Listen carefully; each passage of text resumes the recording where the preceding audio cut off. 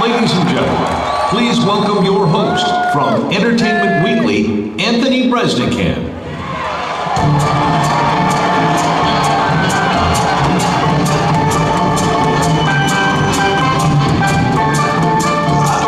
I love that they opened with that song because there's definitely a cantina vibe in this room, in this arena today. Are you feeling it? It's not just in this room.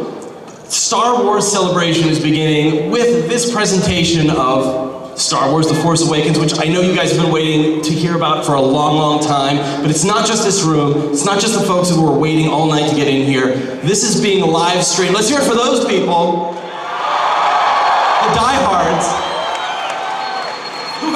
Who got some of J.J. Abrams' handmade pizza last night? Yeah? But it's not just here in Anaheim, it is around the world. This is an unprecedented live streaming event. It is in 23 countries. We have people in theaters around the world. It's live streaming in China, which is also extremely rare. And this is the 10th celebration, but it's the 7th one held here in the United States. And I think that's kind of an interesting symmetry, introducing the 7th film in this beloved franchise.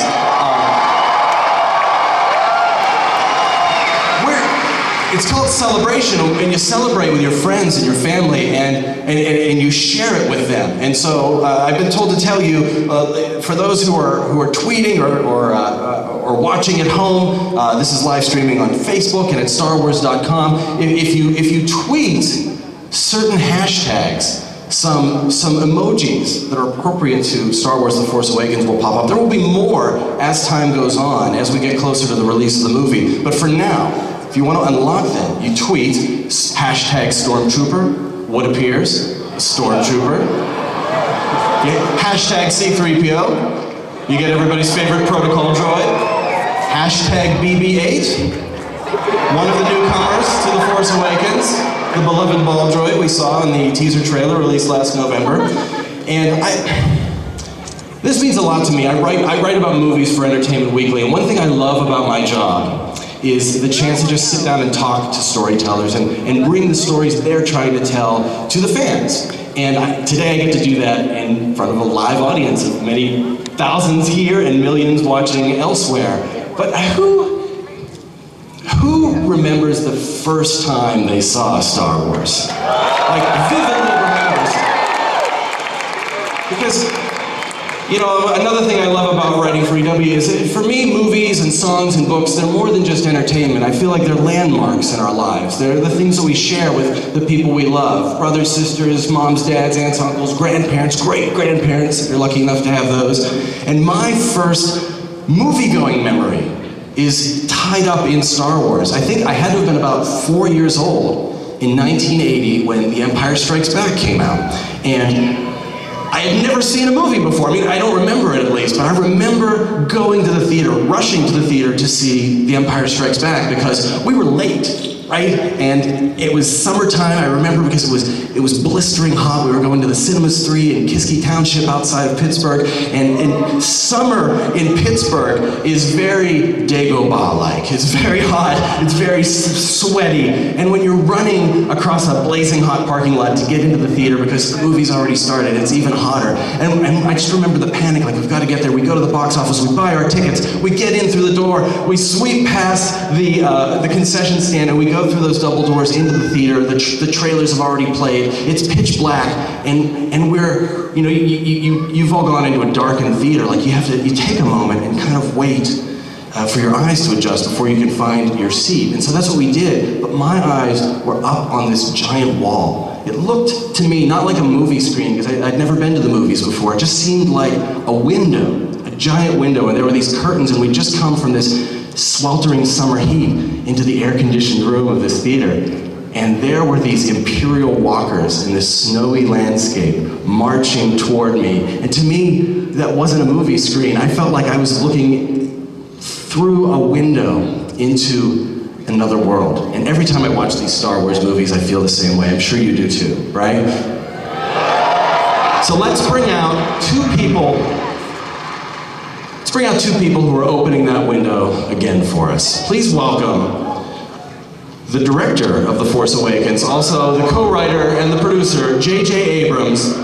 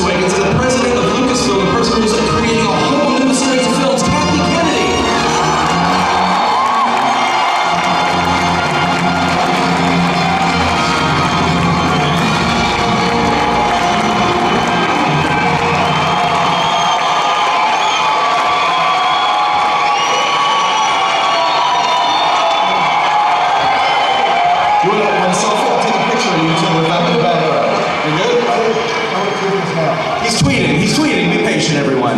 You can tweet too. You guys look amazing.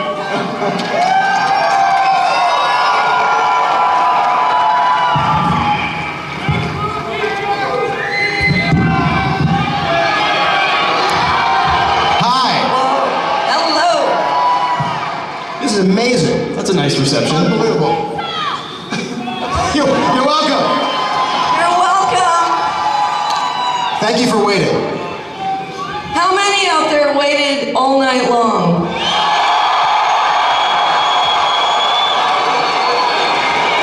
Okay, well, we're going to try very hard not to put you to sleep.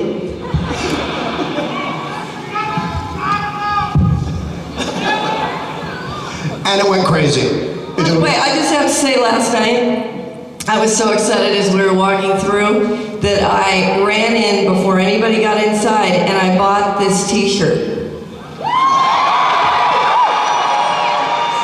It's too bad you don't know anyone who could send you a Star Wars t-shirt. I know, but it's so much more important to pick things up here at Celebration because it isn't anywhere else, so I had to have it first.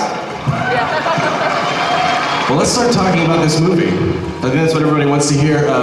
JJ, you're directing this film, you co-wrote it, you produced it, but like me, like a lot of people in this room, you grew up with Star Wars. It was part of your childhood, and so how important was it in shaping your life as a kid?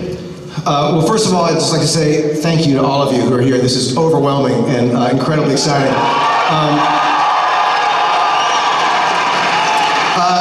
I'm sure, like many of you, the experience I had seeing Star Wars for the first time was mind-blowing. I was 11 years old when it came out, and 11 was a great age to have my mind blown. And I'll never forget that feeling of seeing a long time ago, a galaxy far, far away, fade out, and those words hit the screen with that incredible music.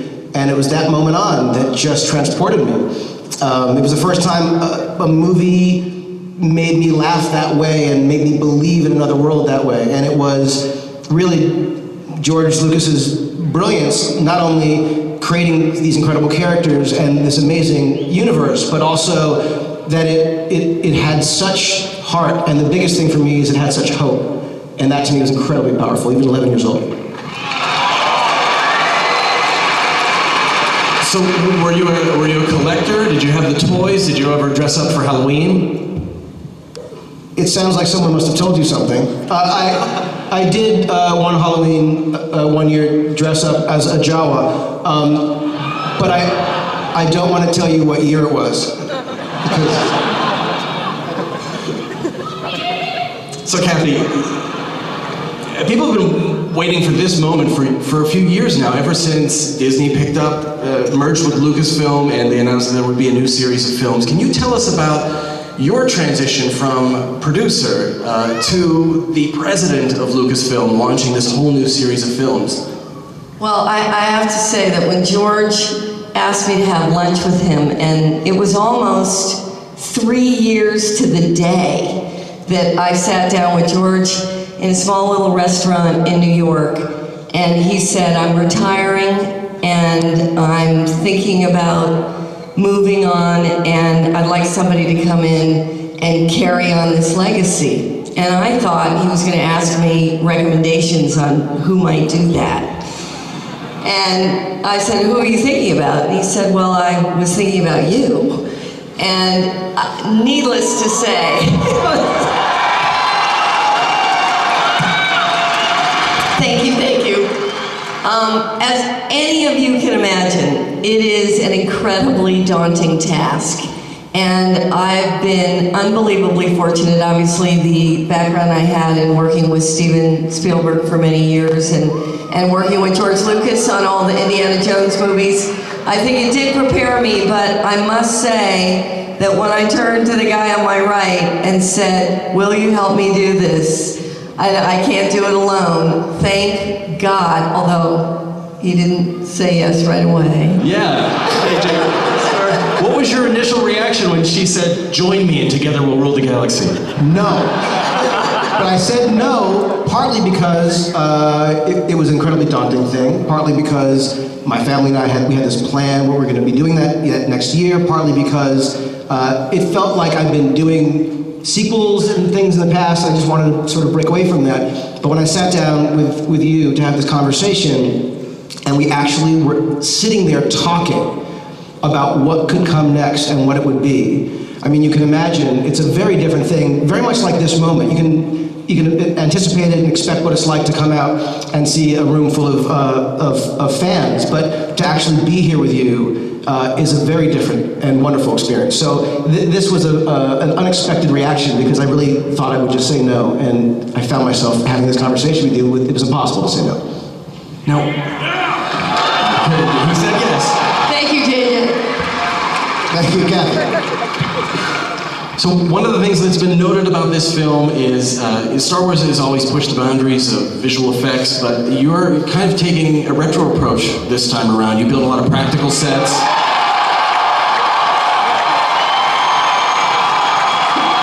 Wow. I hear people like that. That's an awesome reaction. I will say that when we started talking about actually what the story would be and how to make it happen, the thing that struck me. Oh, look at that! There we are. It's really fun flying. It's flying here. Just driving to work. Yeah, we're flying. When we were working on pre-production of the movie, the thing that struck me, and it wouldn't go, get out of my head, is just how real you knew and felt Star Wars was when you first saw A New Hope, and that feeling of actually being in, whether they were shooting in Tunisia or on various physical, tangible sets, you couldn't deny it. And I knew, look, it's Star Wars, right? There are going to be an endless number of effects that will be done, CG and otherwise, of course, but we needed a standard. And we needed to set a standard that was real, that felt like, you knew the people were in those places. The way the light interacts with the set, you want it to be legitimate, you want it to be authentic. And so building as much as we possibly could was really the mandate. And I will tell you, the amazing thing is, as we're working now, of course, finishing up the edit of the film, even before Island gets started doing their spectacular work, it's an amazing thing to actually be able to watch the movie and you can see what it is. You don't need to use your imagination because we actually had those sets there, and it was great for the actors too.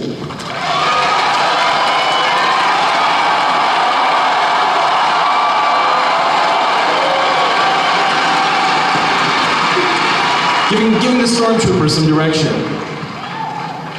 Now, I just want to say, right now, everybody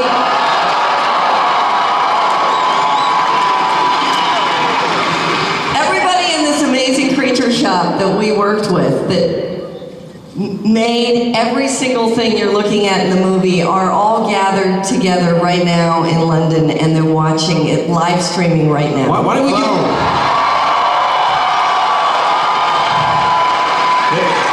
indulge me a minute. For the folks in the creature shop, not just applause and cheering, could everybody make their best Wookiee roar for those guys right now? I want to hear thousands.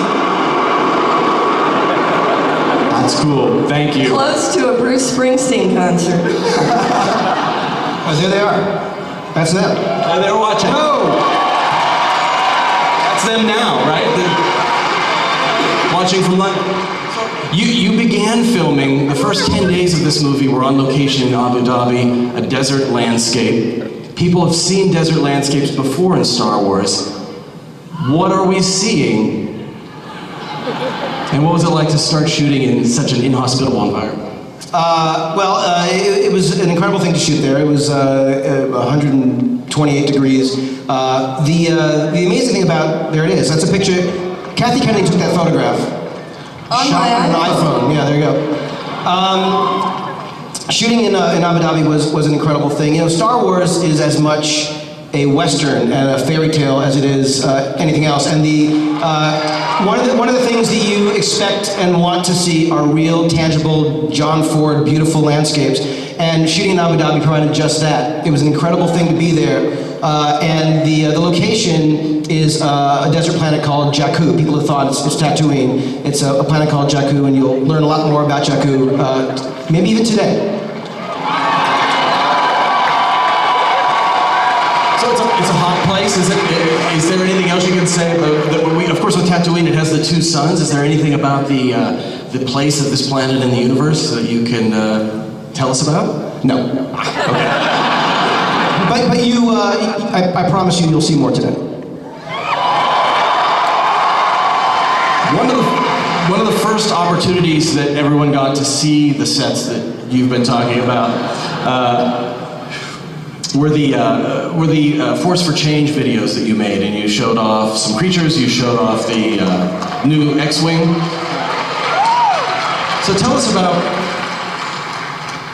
the first wave of the Force for Change program. Like, what were the effects of that? Here's the thing. I don't need to tell any of you here, or most of you watching, but there's a great tradition in the Star Wars community of giving back.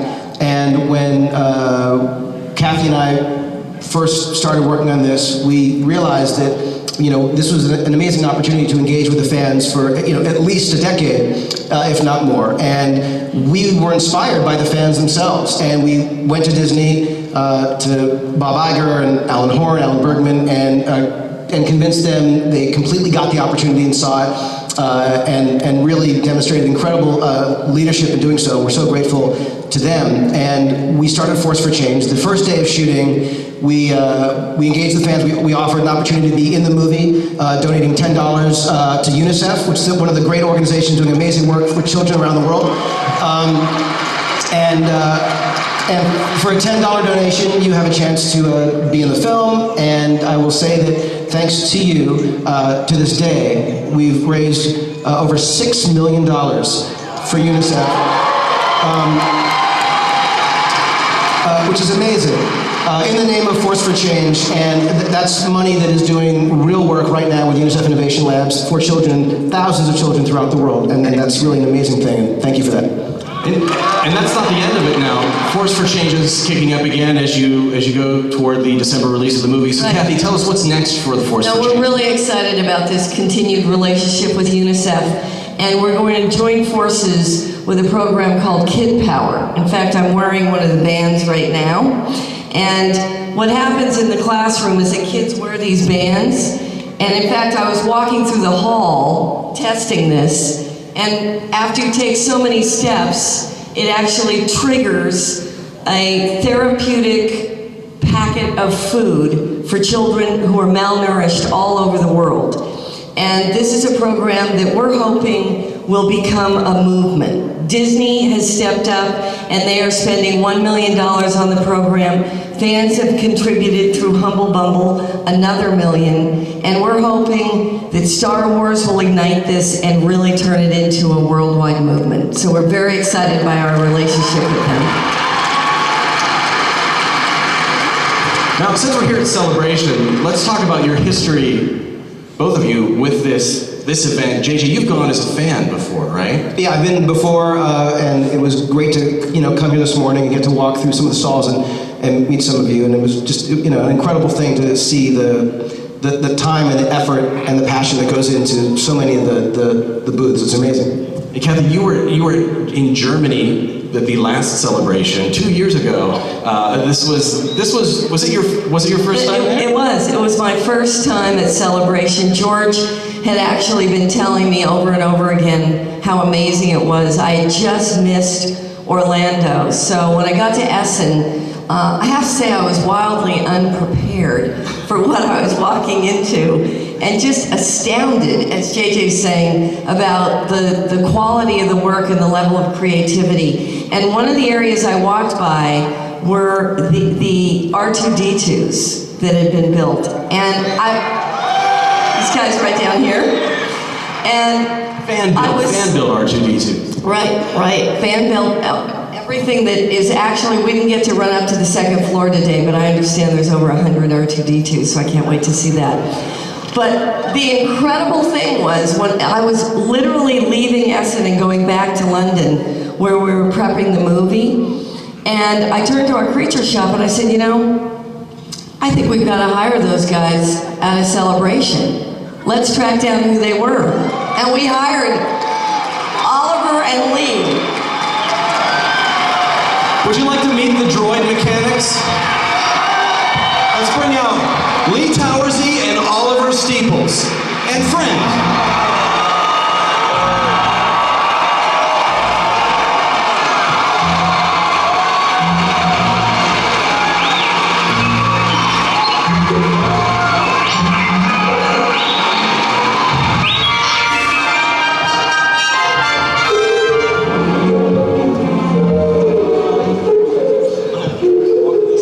Welcome to the celebration, guys. Welcome, R2. Let's hear it for R2-D2. This is actual R2-D2 from the movie. So Lee and Oliver, you were once guys out there in the audience. Now you're up here on the stage. You are fans who have now contributed to the Star Wars universe. Yeah, give people a little sense of what that feels like. There's absolutely nothing that prepares it like to sit here. Several years ago, I was out there sort of watching the stage, and here I am. It's like, how do you put that into words? And it was awesome. It was like every day we went to work with a smile on our face. It was brilliant. yeah. So you got the job because of your fidelity to recreating the original R2-D2, but tell us about your own contribution. Like, what is your own little artistic spin on the Force Awakens version of R2-D2? Well, this picture here now, this is a new design dome. JJ gave the request for some domes, so we were kindly left to create a new dome, which JJ was happy with. This is an R0 dome, and the white one is R-O-L-O, Rollo, and the L-O stands for Lee and Oliver, so hopefully that will be used. You can go after yourself.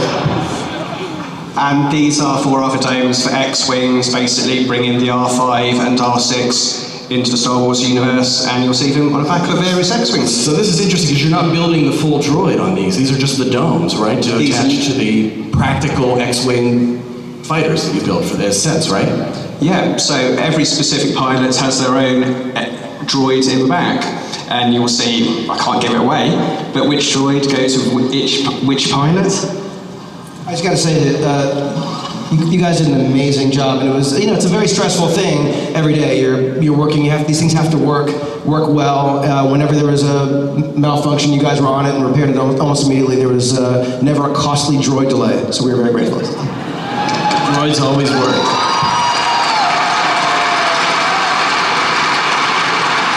Well, let's hear it for the tinkerers of the Force Awakens, the human Jawas. And Oliver, thank you very much, guys.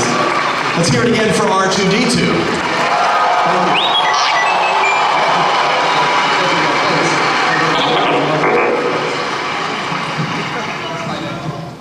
So let's move now from robot. Oh, we do. We have to bring out one more robot. I'm sorry, I almost wrapped it too soon. Giving short shrift to one of the new droids of the Star Wars universe. Please welcome BB-8.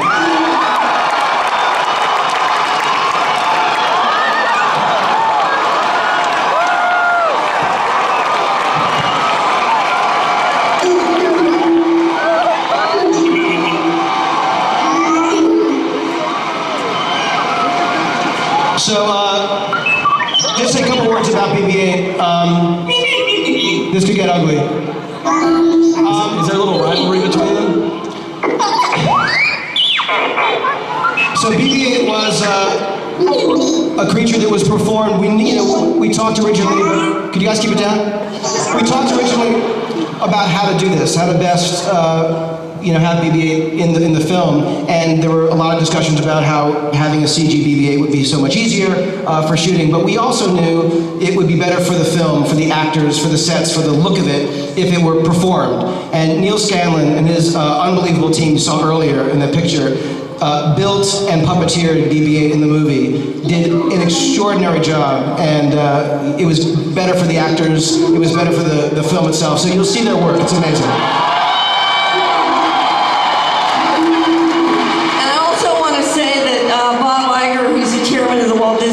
Is sitting out in the audience, and he's the one that found the company that helped us discover the technology of what you're seeing right now, because we now have BB-8 operating on his own thanks to Bob.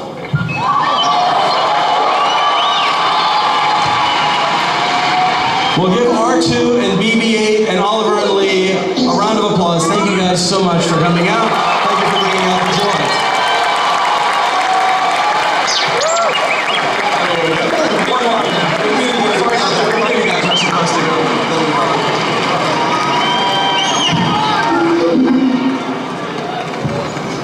Let's talk about the human stars of The Force Awakens.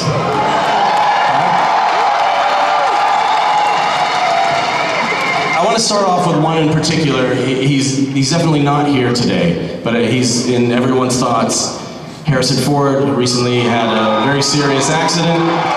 He's a total badass who crash landed that plane and made it out okay. I gotta say, the amazing thing about Harrison, and I don't think anybody out there will be surprised, is that he's the only person that can make an emergency landing on a golf course in front of 2 doctors.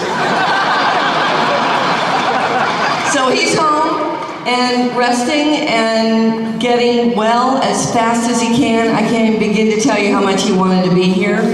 But maybe next year, but at least by the time we open this movie, I know that Han Solo will be very actively involved in what we're doing.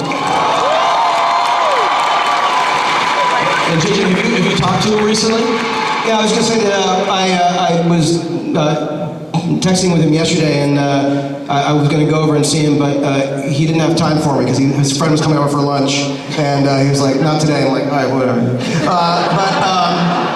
But he sends his best, and he's doing great and working hard. And that guy is I had respect for him all my life, but I've never had more respect for a guy until I saw that how he landed that plane. I mean, that was an amazing thing that he did. He was more of a hero in that move than I think he's been in all the movies he's been in. It was an incredible thing he did. So everybody give a shout out to Harrison Ford. I don't know if he's watching the live stream at home. Send him some love. Let's talk about some of the other new faces that are going to be in this film.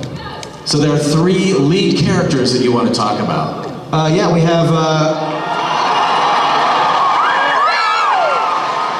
we were very lucky.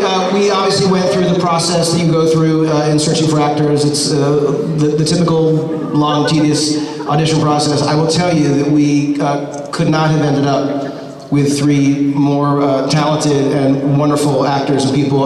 We have Oscar Isaac, we have Daisy Ridley, and John Boyega. What can you tell us about the characters they play? Rey, Finn, I'll tell you, I think rather than me tell anything about them, I think they should. We should. Let's bring them up. Please welcome Daisy Ridley, John Boyega, and Oscar Isaac.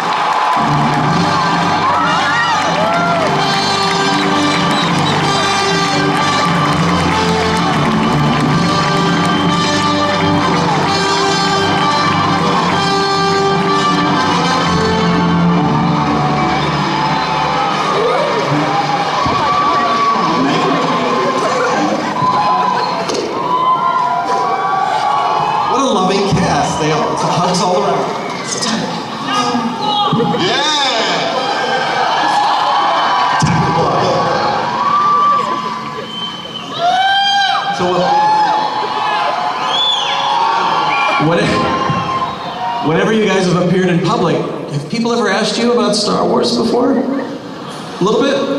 Just a little bit, yeah. Sometimes. I've never been anywhere like this, so this is like crazy. There's still a lot 7 months out that you can't talk about with regards to your characters, but maybe you could give us a little tease of who they are. We've seen them in the teaser trailer. We saw that image up on the screen. Let's just go one by one and tell us, where do we discover Rey in this movie, Daisy? Hey y'all, again. We discover Rey on the desert planet Jakku.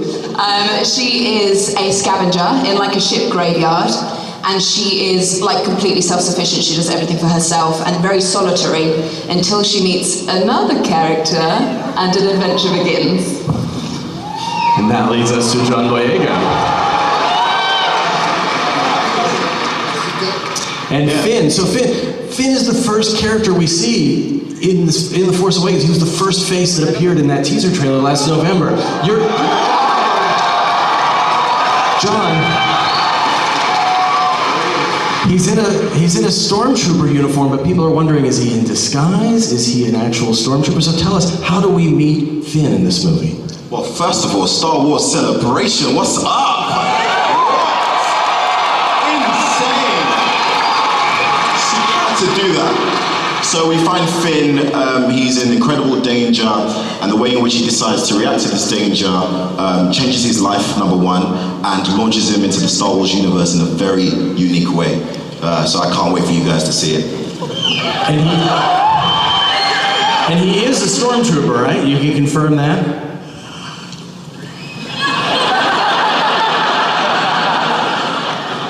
He is a stormtrooper, but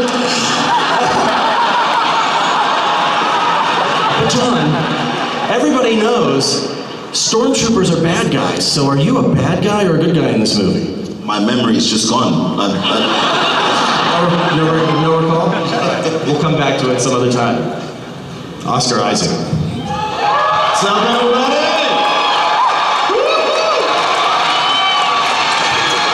The only character on stage who has two names, Poe Dameron. We see him piloting an X-Wing fighter. We saw you in the uniform there. So tell us about playing this guy. Who is he? He's the best frickin' pilot in the galaxy, that's what he is. He's been sent on a mission by a certain princess, and he ends up coming across Mr. John Boyega's character, and their fates are forever intertwined.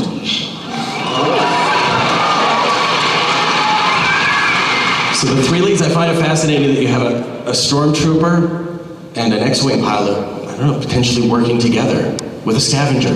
Sort of ticks all the boxes.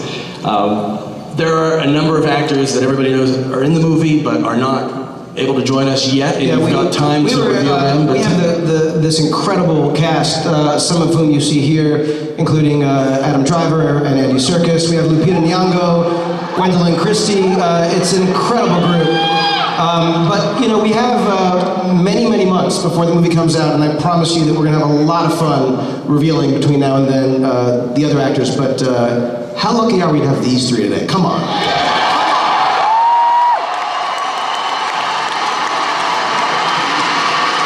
So now what we have here are some questions from the audience.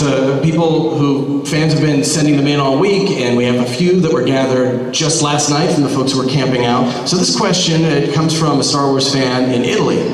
As a fan, how does it feel to grow up with Star Wars and now be a part of Star Wars? So John, I'm going to throw this to you. Oh my gosh, so I can't tell you how many times I've paid the games of Star Wars on my PS3.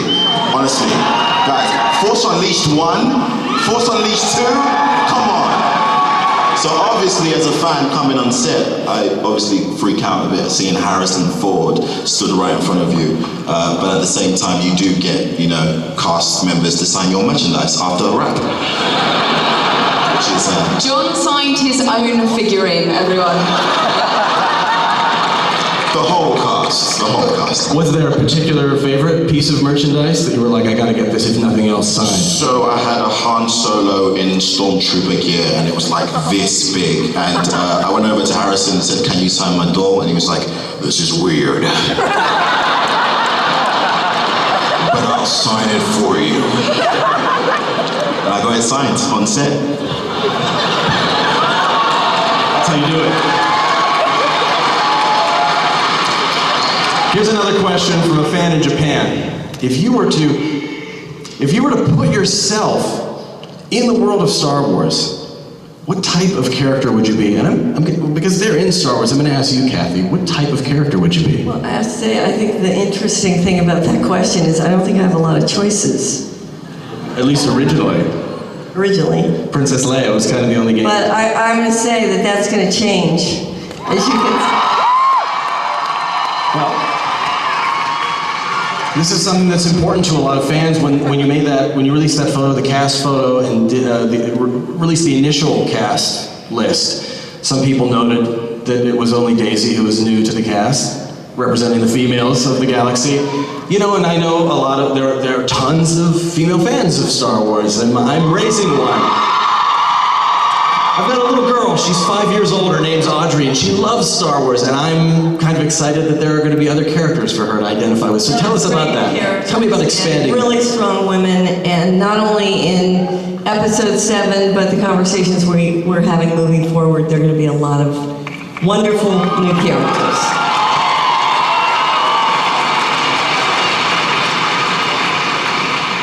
I have 2 girls too, so I'm under a lot of pressure.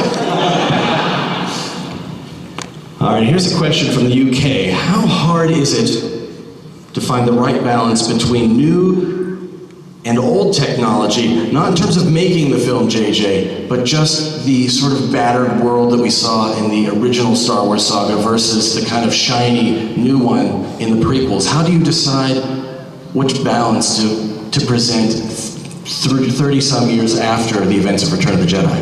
Well, I think that again, I sort of said this before, but one of the things that I love so much about the original trilogy was that sense of everything being real and weathered and lived in and used. It was a world of underdogs, and you just felt you were fighting, against an enemy that was bigger and larger. And so for me, the look and the feel of that technology, it being, anything but pristine, anything but brand new, was really important. I think there needs to be a contrast, the amazing aesthetic, again, the brilliance of what George did, the contrast between, the gleaming empire, and the dusty, cantina and streets in Tatooine. Ralph McQuarrie. Concept artist who designed a lot of the look of Star Wars. So we're very much following that feeling. I mean, this movie takes place decades after Jedi, so this film needs to follow suit in that regard. I think that's what you'll see. So here's another one. This one comes from the US. It's a tough one. With millions of fans all around the world, are you afraid to disappoint with this movie? And how can you guarantee you will please every single last one of them? Well, we just will.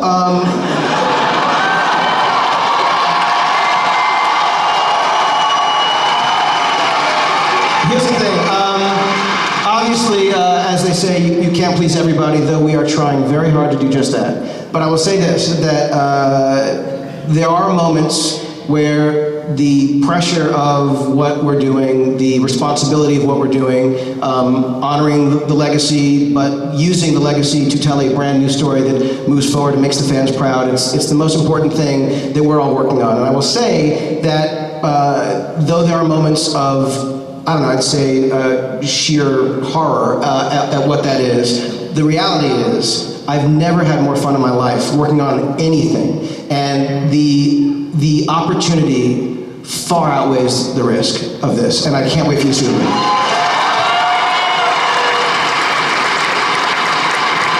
So Kathy, here's a question. James, who came here, he's here from London. This is one of the questions we got out in the line. It is hard to please everybody, he says, but how much do you take into consideration the fan perspective when you're devising these new stories? I don't think there's anything more important in the Star Wars universe than the fans. You guys talk to us all the time about everything, and we take that really seriously, and we talk about it. It doesn't mean, for obvious reasons, we can do every single thing that is dictated by the fans, but we're fans too, and everybody inside the Lucasfilm organization are fans. Many, many fans are inside the Walt Disney Company. I've been amazed since we've been a partner of the Walt Disney Company now that everybody is a fan. Everybody has a Star Wars story. And that generational experience is something that is really important, and it's everything in terms of the future of Star Wars. So you guys, you energize us. So thank you. Here's one for JJ.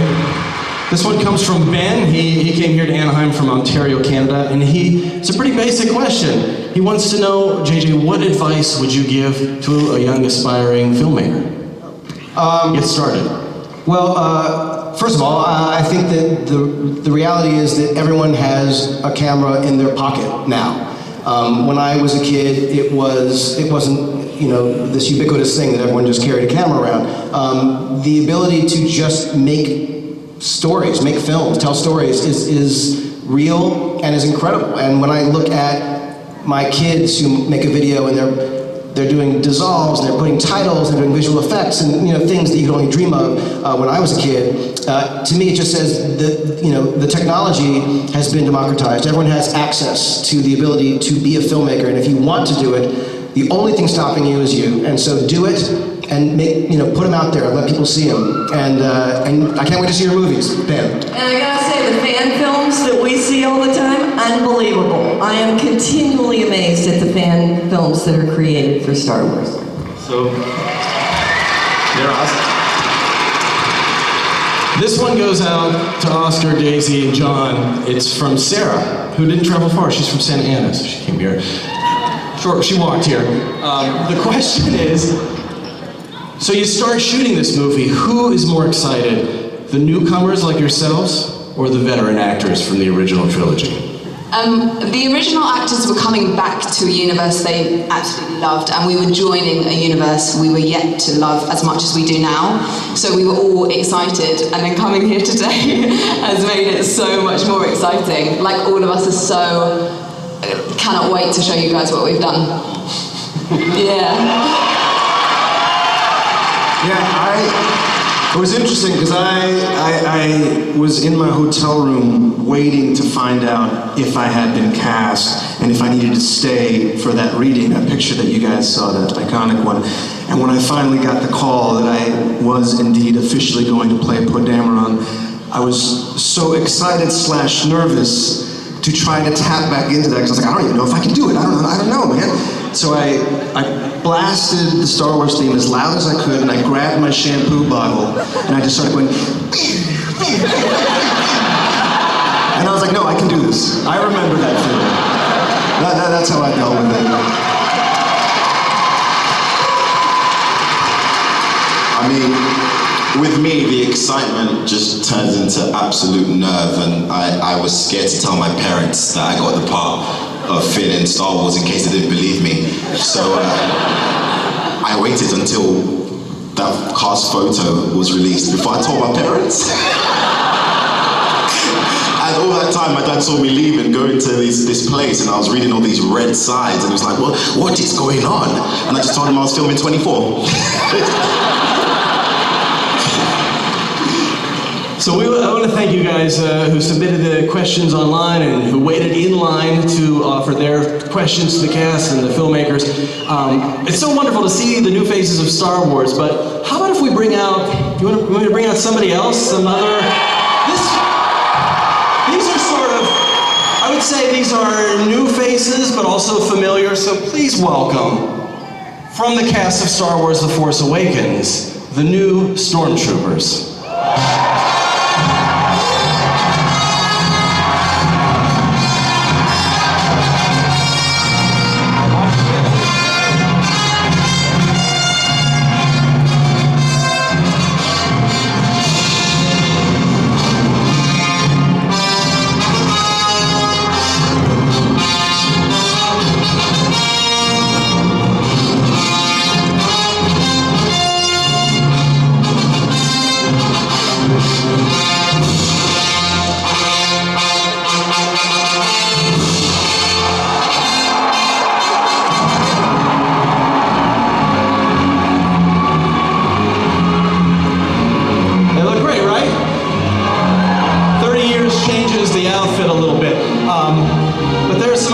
who are here, people you know, people you love, we're going to bring them out too. So please welcome, you know him as C-3PO, Anthony Daniels.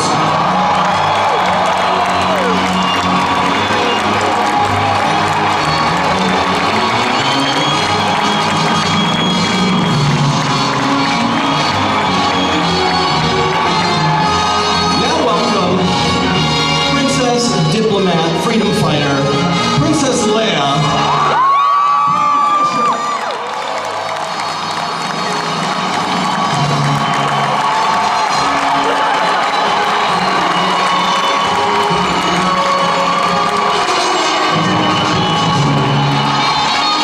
Why don't you break out your Wookiee roar again for the man who co-pilots the Millennium Falcon, Chewbacca himself, Peter Mayhew.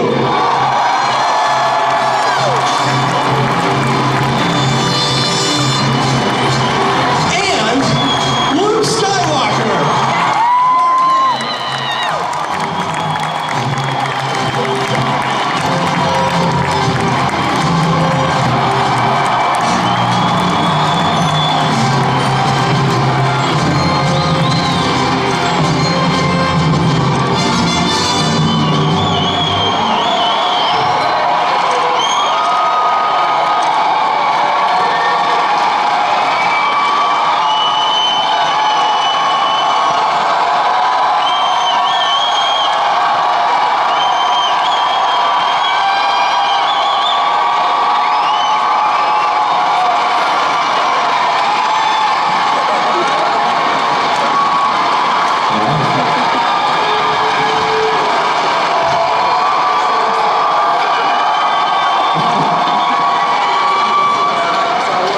That's a lot of love for the veterans of Star Wars.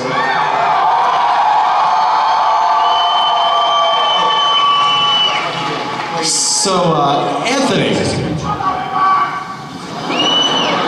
I want to start with you.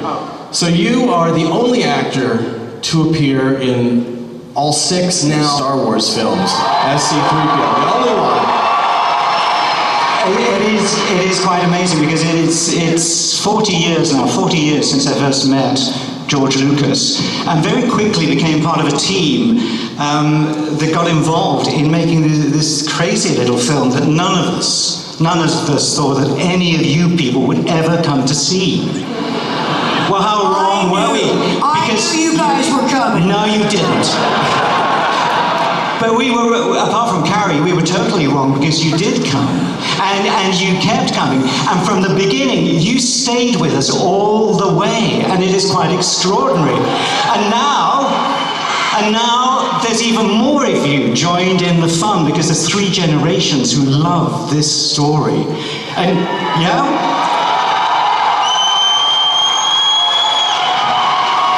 And of course, as Anthony suggests, 3PO and indeed myself, we've actually survived 6 films. Think about that one.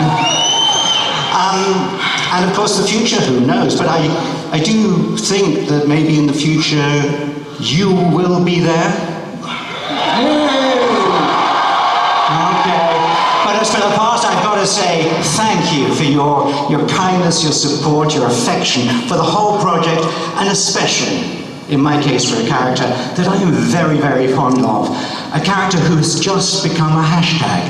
CP3O, Human Cyber Relations.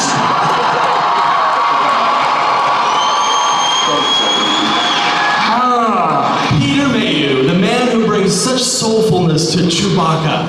How does it feel to return to that furry suit? It's kind of nice to get back into a furry suit because I can go anywhere in the world and still be comfortable. And also the mere fact that I wouldn't have been associated with these guys if I didn't have the walking carpet, as a certain young lady calls me. So it's been great. You guys are what this is all about, and we are there. We're going to enjoy it, and I hope everybody else does. It should be great. Let's enjoy it. I hope you notice he's taller than I am sitting down. I've always resented that. And I'm shorter than everyone standing up. I'm cuter. Thank goodness, we're all proportionately cast. So Carrie, he puts on the fur. I'm wondering, Princess Leia was always very fashion forward. Are we going to see any return to those classic hair buns from the original movie this time around? The buns are, they're tired now. So we're probably not going to have the futuristic buns, but I think we have an alternate thing that he'll be very into, which is not the metal bikini. I promise. How do you feel about expanding the world to include more girl power? You were the only woman in the original Star Wars films, and now there are so many others joining the cast. Well, it's good to have a little Sisterhood of Star help, Wars. but I like, being the only one when I was 19, and that was possible. But now I need some backup. I love you. Now, Mark Hamill. See you later. Mark Hamill, you've lived with Luke Skywalker for a long time. What do you want to say to the fans? What can you tell us about returning as Luke Skywalker? Well, remember George called the original film the most expensive low-budget movie ever made. And I remember saying to him, I think this is a winner. I think we're going to outgross Planet of the Apes. That's the Charlton Heston Planet of the Apes, by the way. No, I really just have a simple message, not just to all of you in this room, but to people watching us around the globe, and that's a simple thank you, because if it weren't for the UPFs, ultra-passionate fans, we wouldn't be here. And it never ceases to amaze me, and I'm so grateful for your support, your enthusiasm, and yes, your passion, because over the years, all my entire adult life, I felt such love from you, and you're more than just fans, you're family.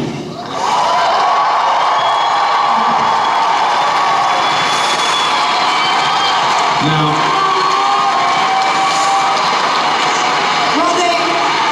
You grew up with us. I mean, we're still growing up too, but you guys grew up with us, and so it's an amazing thing to be part of so many people's childhood. So, and to be a toy at the same time. So, thank you for playing with me when I'm plastic.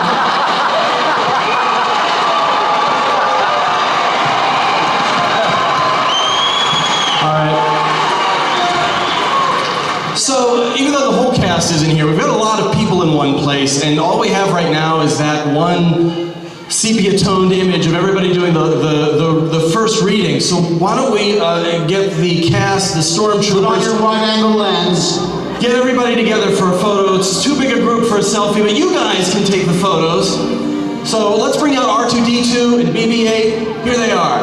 Get out your cameras, hit record. Capture the moment.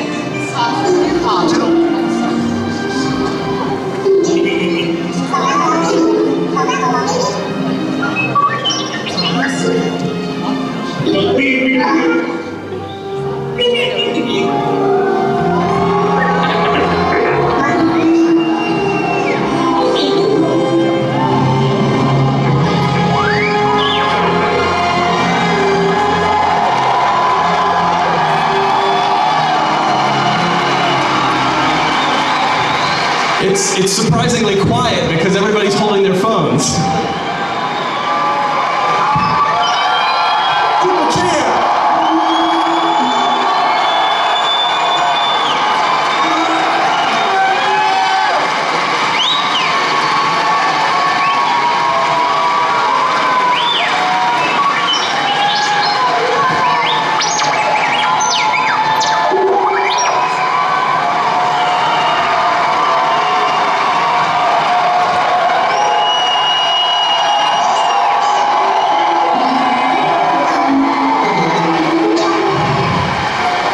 So these guys have to say goodbye now. Thank you guys, everyone, so much for coming out.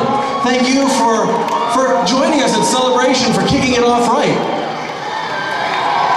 Don't worry,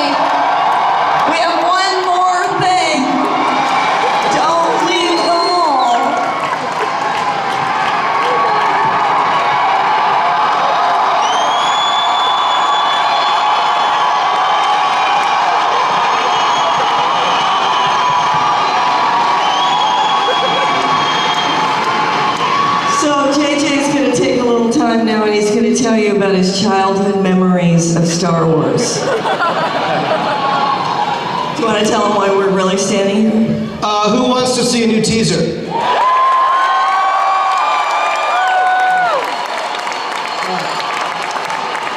So, honestly, and I know that we've said thank you a lot to you guys, but I just need to say it one more time on behalf of Kathy and myself and to everyone who's watching, who's not here. We cannot thank you enough. The energy that you guys are throwing our way is evidence of the Force, and we couldn't be more grateful. And we want to show you, this is our second teaser, and we're very excited for you to see it. We hope you like it, but mostly, thank you so much for all of your support. Thank you. Really appreciate it. Thank you.